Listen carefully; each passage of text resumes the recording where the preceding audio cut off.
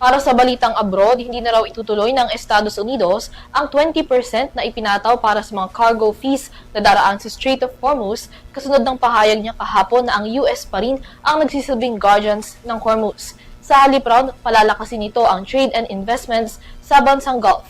Narito ang balita ni Son Santiago. Isang araw matapos panindigan ni United States President Donald Trump na ang Amerika na ang bagong guardian ng Strait of Hormuz, opisyal na ring ibinalik na kanyang administrasyon ang US Naval blockade para sa mga barkong papasok at palabas ng mga Iranian ports. Bago pa man ito, inanunsyo rin ni Trump ang proposal na 20% reimbursement fee sa lahat ng cargo na daraan sa mahalagang shipping route.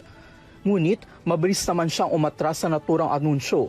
Sa kanyang pinakabagong post sa Truth Social, ipinabatid ni Trump na hindi na niya itutuloy ang paniningil ng 20% cargo fee sa mga barkong daraan sa Strait of Hormuz.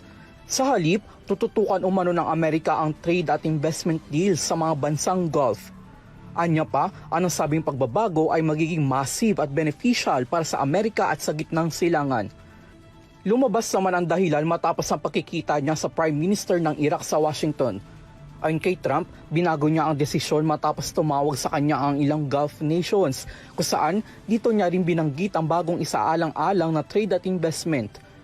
Kabilang nga dito ang mga leader ng Saudi Arabia, United Arab Emirates, Qatar at Kuwait. I was called by different people, different countries, kings and emirs and all of the people that we all know and we all love, and they've been very strong partners. And they said, we'd love to do it a different way. We'd love to invest in the United States with billions and billions of dollars, invest tremendously in the United States as opposed to charging a fee. And I like that actually, because I don't think anybody should be able to charge a fee for the strait or for any other strait relationship in terms of other sections of the world. I don't think anybody should be really in that position. But we were doing it as a reimbursement. The Gulf states are going to invest a tremendous amount of money into the United States, and that was very satisfactory to me. I think it's actually much better. Sa parehong post sa Truth Social, iginiit din ni Trump na bukas pa rin ang Strait of Hormuz para sa lahat ng commercial vessels maliban sa mga barkong may kaugnayan sa Iran. Paninindigan pa niya, tuloy pa rin ang daloy ng langis sa naturang ruta sa ilalim ng proteksyon ng Amerika. Hindi naman ito sinang-ayunan ng Iran at iginiit nitong sila pa rin ang may kontrol sa Strait of Hormuz.